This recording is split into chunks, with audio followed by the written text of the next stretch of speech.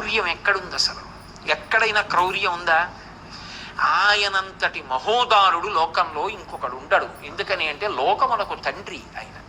ఆయన దయ అటువంటిది.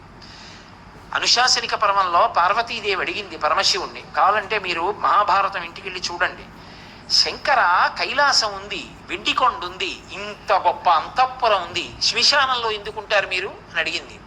అడిగితే ఆయన చెప్పాడు, పార్వతి చేతకాక నేను శ్మశానంలో లేను. బ్రహ్మదేవుడు అడిగాడు, శంకర చీకటి పడిన తరువాత ఉగ్రభూతాలన్నీ కూడా ఇళ్లల్లోకి బయలుదేరుతాయి, వాళ్ళని అనుష్ఠానం చేయనివ్వవు, సూర్యోదయాత్ పూర్వం నిర్మాల్యం అవి తీసేస్తాయి, తీసి పూజ చేసేస్తాయి, తర్వాత యజమాని చేసినా ఇక ఫలితం ఉండదు. అందుకే ముందు స్నానం ఎవరు అంటే భార్య చేస్తుంది, భర్త చేయడు ముందు స్నానం.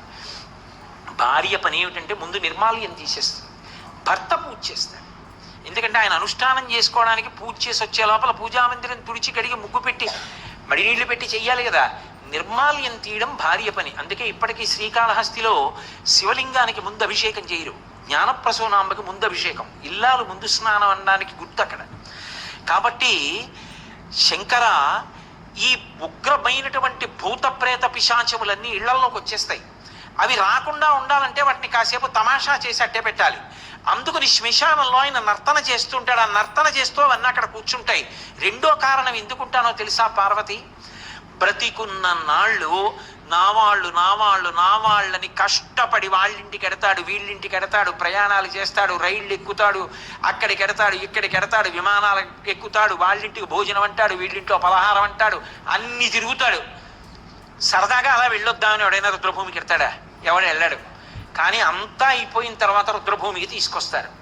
తీసుకొచ్చిన తర్వాత నేనని ఇన్నాళ్ళు ఇన్ని ఫెయిర్ అండ్ లవ్లీలు రాసి ఇన్ని ఆల్అవుట్లు పెట్టి ఇంత ఏసీలో ఇంత పరుపు మీద పడుకోబెట్టిన శరీరం కట్టెల్లో కాలిపోతుంటే చూసుకుంటూ ఉంటాడు జీవుడు.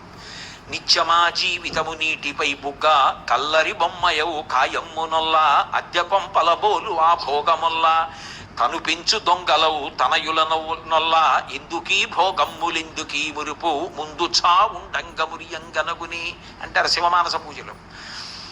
ఏడుస్తూ నిలబడతాడు, చీకటి పడిపోతుంది, కపాలమోక్షాన్ని తల పగిలిపోయి చప్పుడు వస్తుంది, తప్పని కాటికాపరి సంజ్ఞ చేస్తారు.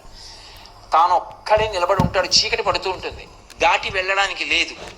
అయ్యయ్యో వీళ్ళందరినీ నమ్ముకున్నాను, మా ఆవిడని ఇంత పిచ్చి పెట్టుకున్నాను, కాయము వీడి జీవుడితి కంపిత చిత్తత నీకు చుండబో నాయనయంచు ఎచ్చు నిజనందన నందినులైనుగా నికందోజిని భస్మముల్ తొలుత దుఃఖమహంబుని సొచ్చు పత్నియన్ కాయము వీడిరారు కథ చేసిన కర్మము పుణ్యము తప్ప శంకర అని ఏడుస్తుంటే ఓదార్చడానికి ఒక్కడుండడు పార్వతి. చచ్చి